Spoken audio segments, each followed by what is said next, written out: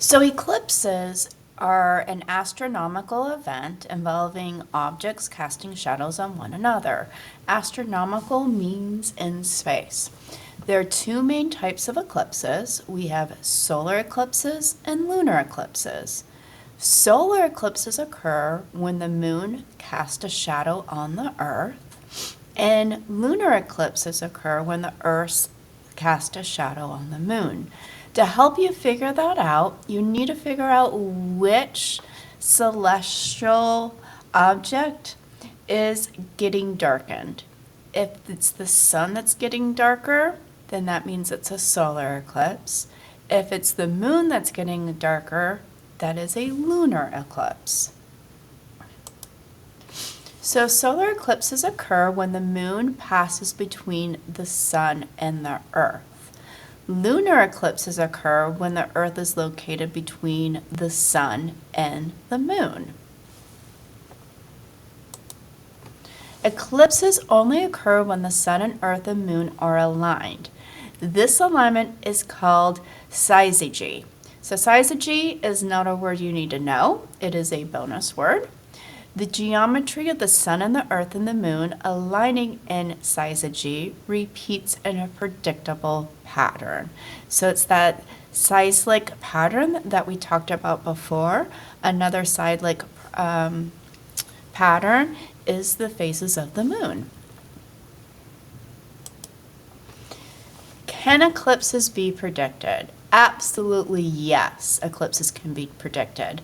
About 3,000 years ago, the Chaldeans knew about the cyclic patterns of the eclipse. By tracking lunar eclipses, the Chaldean astronomers determined that the sun, moon, and earth return to their same orientation roughly every 18 years.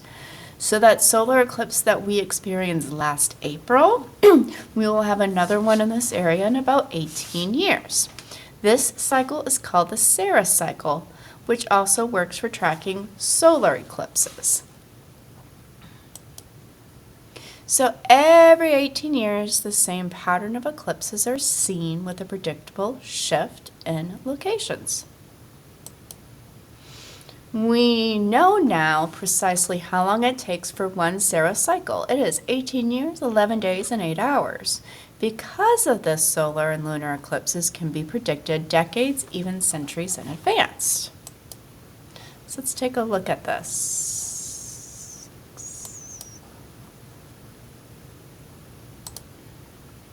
Solar eclipses occur when the moon casts a shadow on the Earth.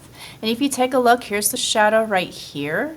And that is why only a small portion of the Earth sees the solar eclipse. It's because it's the shadow of the moon that is on the Earth. And because the moon is so small, only a small portion will see the solar eclipse.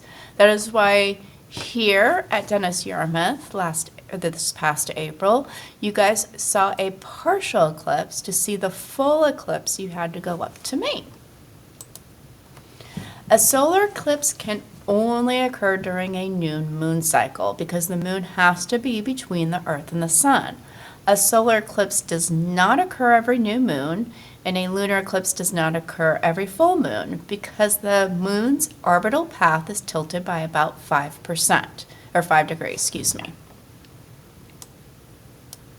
There are 3 types of solar eclipses. We have a total, a partial, and an annular. In a total solar eclipse, the moon completely blocks the sun. This event is called totality. Only the sun's corona, that's the outside of the circle of the moon, its outermost layer is visible. The moon must be slightly closer to the Earth for a total eclipse to occur. A total solar eclipse occurs because the moon's apparent size from the Earth is about the same size as the sun's apparent size.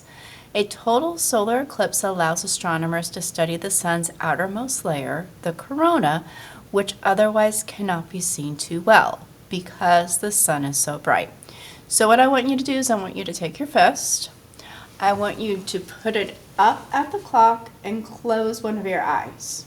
And can you completely block off the image of the clock? You sure can. But it's because of the distance from there. If you get closer to the clock, then you can't block it all off because the clock is actually quite bigger than your fist. A partial eclipse occurs when the moon only blocks a portion of the sun. The moon crosses in front of the sun off-center. Parts of the Earth experience less sunlight during the eclipse, but it does not get extremely dark during the day. An annular solar eclipse occurs when the moon is further from the Earth and it can only block the central portion of the sun.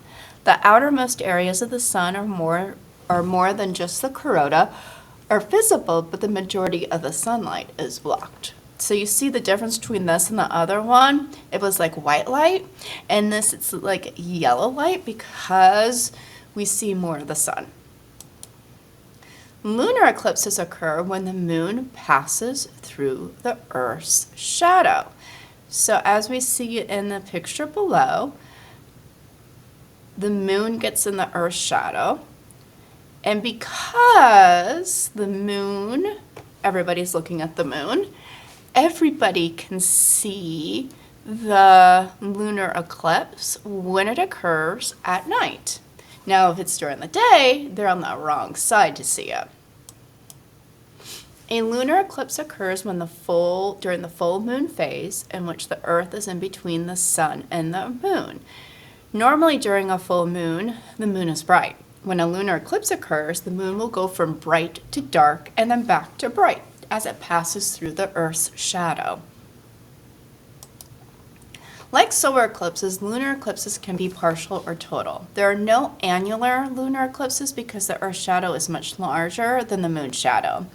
Lunar eclipses can last up to a couple of hours, whereas the totality of a solar eclipse only lasts a few minutes. During a total lunar eclipse, the moon appears red. This is sometimes called a blood moon.